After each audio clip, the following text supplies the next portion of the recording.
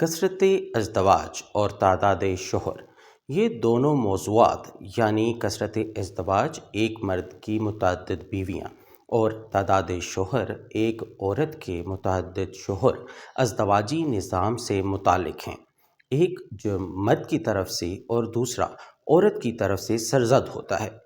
پاکستانی خاندانی قوانین کے تحت پہلی بیوی کی اجازت کے بغیر دوسری شادی کرنا جرم ہے، جبکہ پاکستان پینل کوڈ کی دفعہ 494 کے مطابق کسی شادی شدہ عورت کا دوسری شادی کرنا یعنی پولی اینڈری بھی قابل سزا جرم ہے۔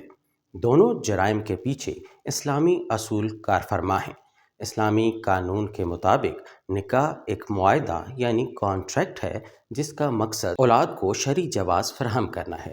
ابتدائی طور پر نکاح کو سول کانٹریکٹ سمجھا جاتا تھا، مگر بعد ازاں وفاقی شرعی عدالت نے اسے سماجی معاہدہ یعنی سوشل کانٹریکٹ قرار دیا۔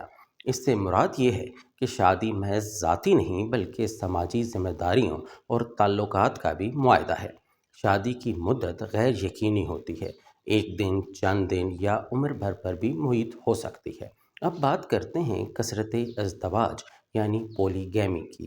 مسلم فیملی لاز آرڈیننس 1961 کی سیکشن 6/1 کے مطابق کوئی شخص جب تک اپنی پہلی شادی قائم ہے مصالحتی کونسل کی تحریری اجازت کے بغیر دوسری شادی نہیں کر سکتا اور ایسی شادی رجسٹرڈ نہیں کی جا سکتی۔ یہ قانون وفاقی شرعی عدالت میں چیلنج ہوا، مگر عدالت نے قرار دیا کہ اس قانون کی کوئی شق اسلام کے احکامات کی خلاف نہیں۔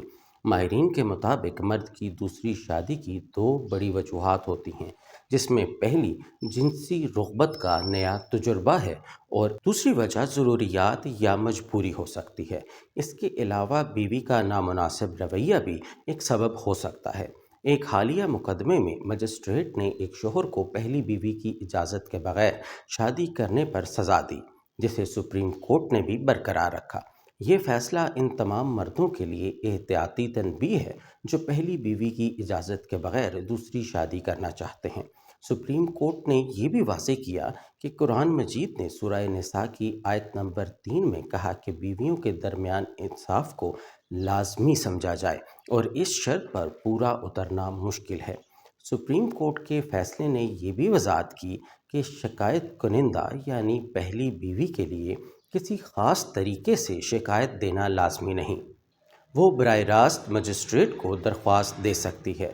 مسلم فیملی لاز ترمیمی ایکٹ 2015 کے مطابق اگر کوئی مرد پہلی بیوی کی اجازت کے بغیر دوسری شادی کرے تو اسے 1 سال کی قید اور 5 لاکھ تک جرمانے کی سزا ہو سکتی ہے۔ سپریم کورٹ کے فیصلے کے مطابق پہلی یا دوسری بیوی اور حتیٰ کہ دوسری بیوی کی ماں بھی شکایت کنندہ کے طور پر مقدمہ دائر کر سکتی ہے۔ اب بات کرتے ہیں پولی اینڈری یعنی ایک سے زائد شوہر یا تعداد شوہر۔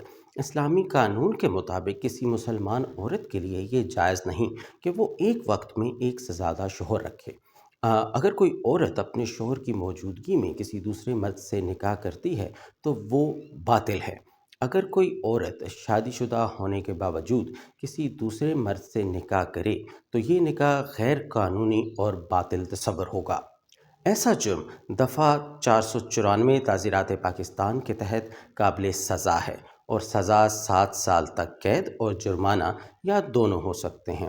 البتہ کوئی شادی شدہ عورت کسی کے ساتھ چھپا ہوا جنسی تعلق رکھتی ہے تو وہ اس دفعہ کے تحت نہیں آتا بلکہ دیگر اخلاقی اور شرعی جرائم کے زمرے میں آتا ہے۔ ایک مقدمے میں ایک شادی شدہ عورت نے اپنی شوہر کی موجودگی میں دوسرے مرد سے نکاح کیا، دونوں کو 2 سال قید اور 2000 روپے جرمانہ ہوا۔ اس طرح اگر کوئی عورت اپنی شادی شدہ حیثیت چھپا کر شادی کرے تو اسے آئین پاکستان کے آرٹیکل 199 کے تحت کسی رعایت یا ریلیف کا حقدار نہیں سمجھا جائے گا۔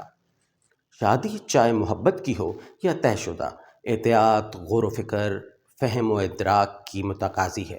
شادی سے پہلے کم از کم 6 ماہ کی منگنی کا عرصہ ذہنی آمادگی کو بڑھاتا ہے۔